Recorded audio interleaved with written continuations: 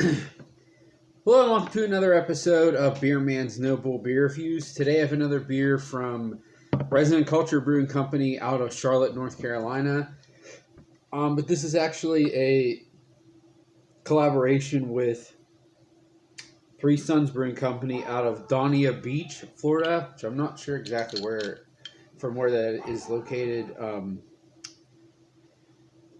Where that is located, not from where that's located. That sounded stupid. But this beer is called West Coast Connect.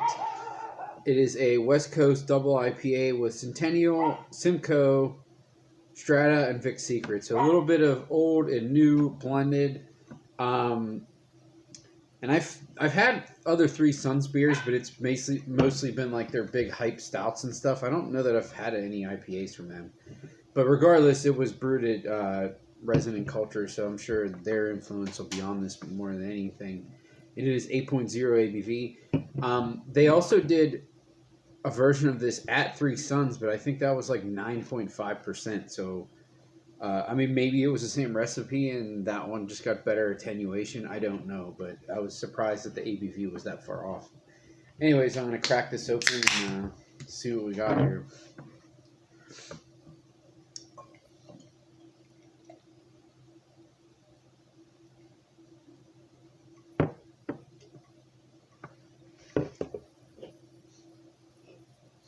I can already smell it from here. It smells fantastic. See, it's definitely a true West Coast style.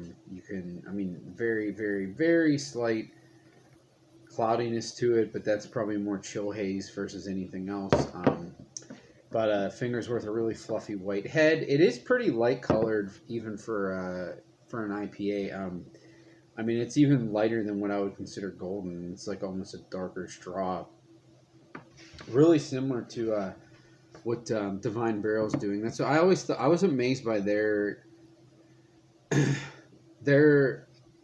IPA, their West Coast IPAs, that they're able to get so much hot flavor from it, but zero bitterness.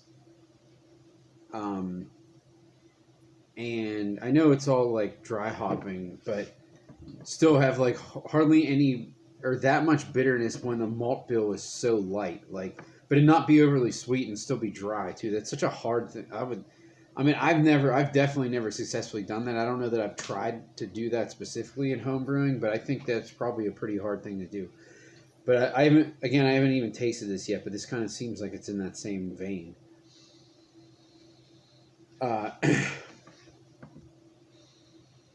So to me, this is kind of the different. This is really the difference between West Coast IPAs slash Midwest IPAs and the New England style. Is you get all that really fresh hop aroma, but you don't get all of the other junk that comes with it. You don't get like that lemon limey character. You don't get that grassy, like herbal aroma. I just get like really fresh, um, like dankness, a little bit of pineapple, and even maybe a hint of like that garlicky note that some hops have as well. But it's all very, very bright.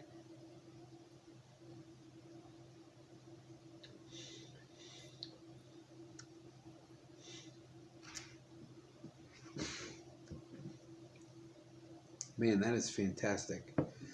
Uh, whew, that's so good.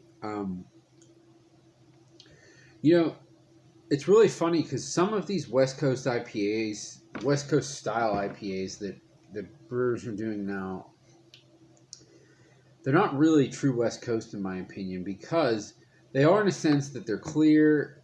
You know, the flavors are very clean, but the bitterness is so low. And I'm not saying that's good or bad. For me, it's good. For other people, they might want more of that bitterness. But to me, it is absolutely crazy that this has this much hop flavor, like minimal sweetness and minimal bitterness. I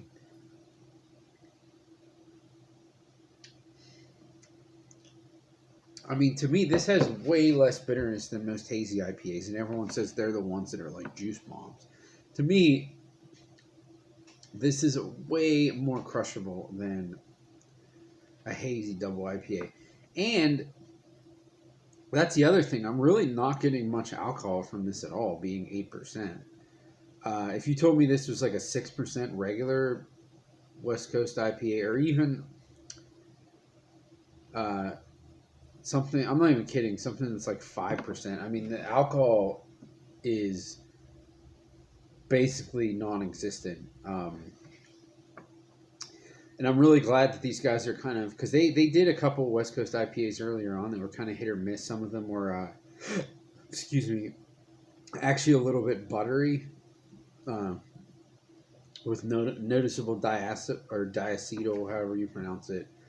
And I understand that I'm very, very sensitive to that compared to the average person, but still was just not my thing. But this one, I think they did another one recently, and then before that, they did a collaboration with Divine Barrel, who, in my opinion, is the best West Coast IPA brewer in the Charlotte area.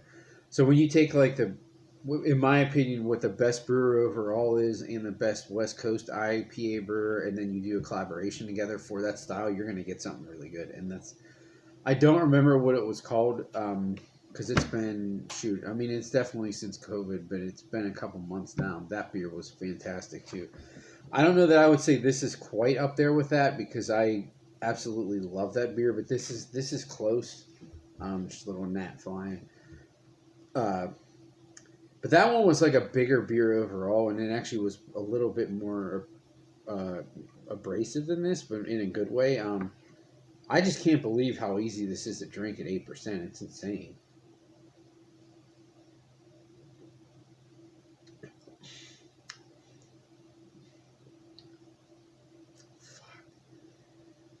Sorry, I try not to swear in this channel. I didn't mean to say that loud. I'm just so shocked at how easy this is to drink. It's crazy. That's the thing about West Coast IPAs too. Like back in the day, the original ones, like they were super flavorful and tasty, but because of the 8-9% booze, and because of the bitterness, you couldn't crush, unless you were just like loved the bitterness. You couldn't crush them that quickly. But this, I mean, no joke. I could drink this almost as quickly as I could drink a Pilsner. It's crazy.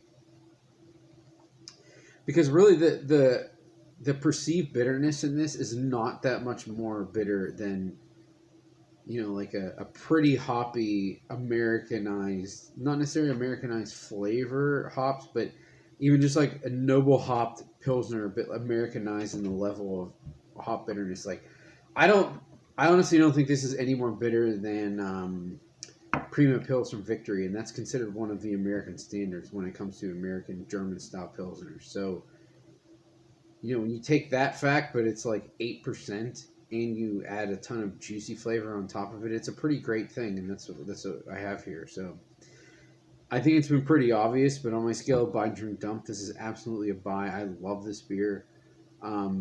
This is one of the few that I would, when I say buy again, it's always in the context of if I didn't have like a million other beers to drink through, because even when I love a beer, a lot of times I don't buy it again just for that reason. But I mean, this is one that I might still buy again, even on top of that, because I really, really like this. They've been doing some great stuff since they had some time off to tweak some things due to the pandemic and everything, and it's really showing. When you can go from like an 8 to a 9.5, that's really I know that's hard to do, but it's awesome to be able to do that, and they're doing that. So I think that's all I got on this one. Please like, comment, subscribe. Let me know what you think, and I look forward to doing the next one. Thanks.